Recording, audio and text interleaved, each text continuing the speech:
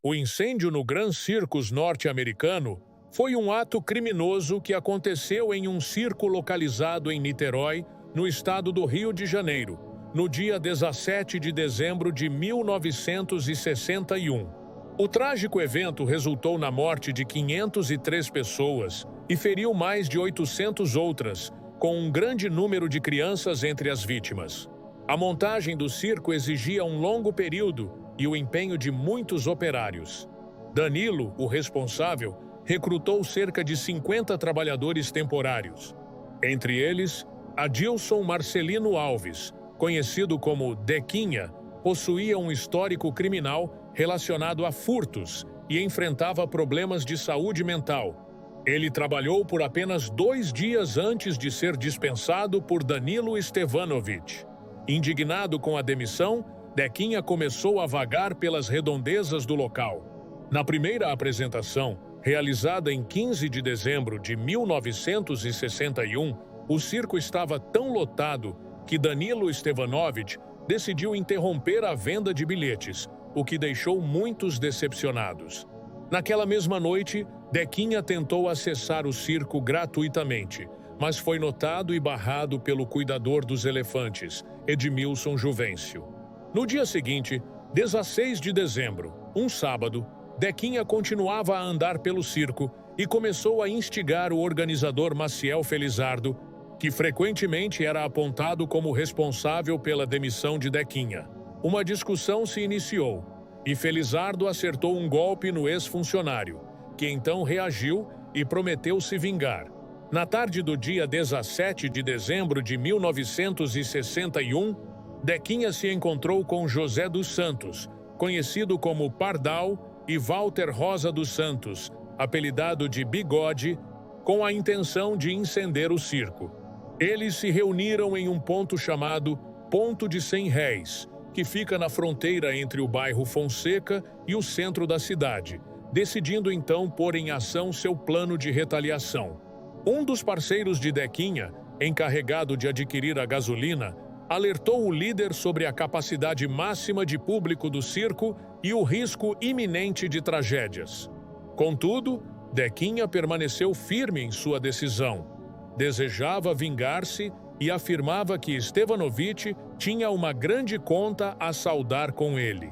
Com 3.000 pessoas na plateia às 15h45, faltando 20 minutos para o espetáculo acabar, a trapezista Nena notou o incêndio. Em pouco mais de 5 minutos, o circo foi completamente devorado pelas chamas. 372 pessoas morreram na hora, e com chegada das equipes de resgate, o número de vítimas fatais passou de 500, das quais 70% eram crianças. Ironicamente, a fuga do elefante Sema da sua jaula foi o que acabou por salvar a imensa maioria. O animal, com sua força, arrebentou com parte da lona, abrindo caminho para um maior número de pessoas. A lona, que chegou a ser anunciada como sendo de nylon, era na verdade feita de tecido de algodão revestido de parafina, um material altamente inflamável. Por coincidência, naquele dia, a classe médica do estado do Rio de Janeiro estava em greve e o Hospital Antônio Pedro, o maior de Niterói, estava fechado. A população arrombou a porta e os médicos em greve foram convocados através da rádio. Soldados do Exército Brasileiro compareceram ao hospital de imediato. Médicos de clínicas privadas também foram atender ao hospital. Circos, cinemas e teatros de Niterói, Rio de Janeiro e outras cidades vizinhas cancelaram seus shows e espetáculos para averiguar se haveria médicos entre o público. Tal foi a dimensão da catástrofe. Padres também foram convocados emergencialmente para darem a unção dos enfermos, as vítimas que já se sabia que não tinham qualquer hipótese de sobrevivência. Nos dias seguintes, várias personalidades da elite fluminense e brasileira deslocaram-se a Niterói para prestar o máximo de apoio e auxílio às vítimas. As agências funerárias não tinham mãos e tempo a medir, tal era elevado o número de caixões que eram necessários para enterrar as vítimas. O estádio Caio Martins foi transformado numa oficina provisória para a construção rápida de urnas, com carpinteiros da região a trabalharem dia e noite. Os cemitérios municipais de Niterói logo ficaram com os túmulos esgotados. Assim, um terreno de roça no município de São Gonçalo, vizinho de Niterói, foi usada de urgência como cemitério para enterrar os restantes corpos.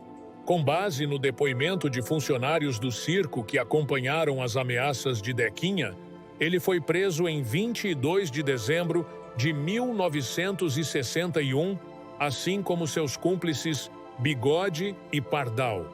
Em 24 de outubro de 1962, Dequinha foi condenado a 16 anos de prisão e a mais 6 anos de internação em manicômio judiciário, como medida de segurança. 11 anos após, em 31 de janeiro de 1973, ele fugiu da penitenciária Vieira Ferreira Neto, em Niterói, e foi encontrado morto com 13 tiros no alto do Morro Boa Vista, na mesma cidade. O autor do crime jamais foi descoberto. God recebeu 16 anos de condenação e mais 1 ano em uma colônia agrícola. Finalmente, Pardal foi condenado a 14 anos de prisão e mais 2 anos em colônia agrícola.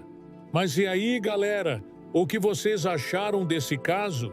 Deixem aí nos comentários.